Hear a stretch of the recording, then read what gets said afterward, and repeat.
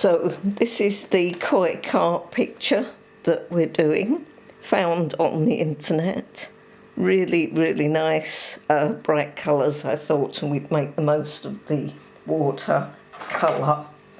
And I'm going to start by doing a wet in wet wash.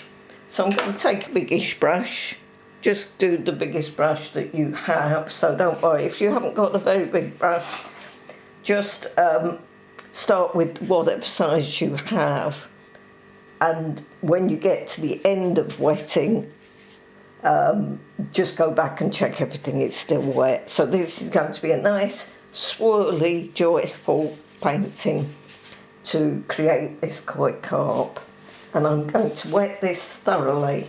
So it doesn't want to be in great puddles, but we do want to be sure it doesn't want to be just damp. It wants to be nice and wet for us to get the effect we want. So that's more or less wet all over, probably missed some. And I'm going to start, I think, with the fish. So I've made up an orange mix, and I'm going to start with this. This probably could do with being just a little bit more red. I had an orange in my box, but in actual fact you can use cadmium red and cadmium yellow to create the colour. So I'm just going to put some little dabbles on where later I might need the colour. Doesn't matter if it goes over the edges. And I also have little bits of grey. Don't want too much of this, but maybe little touches where it might be blackish later, just so that when the black goes on it's not sort of a big shock. Doesn't matter if it goes into the water, because you're getting refraction in the water anyway. So then I'm going to start swirling round the fish with cerulean blue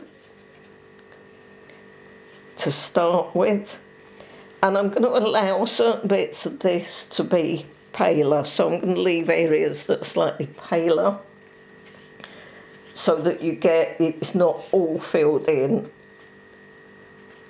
Again, it doesn't matter if this colour goes over into the fish. And then I'm going to use Viridian Green. Same thing, just swirled in, fairly random. We're not following the photo. The photo is merely a starting point for the idea.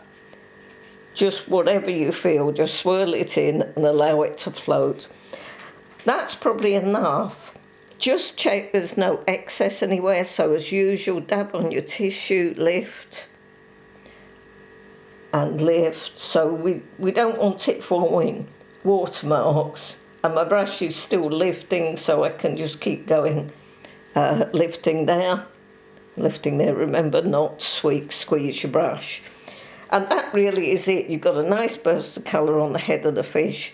We've maintained some white on the body, maintained some palish colour here. So it's not all at full strength. You're not going for full strength, you're going for an impression of colour. And we're just adding these colours in, leaving in little areas that are more or less white. And that's your first bit.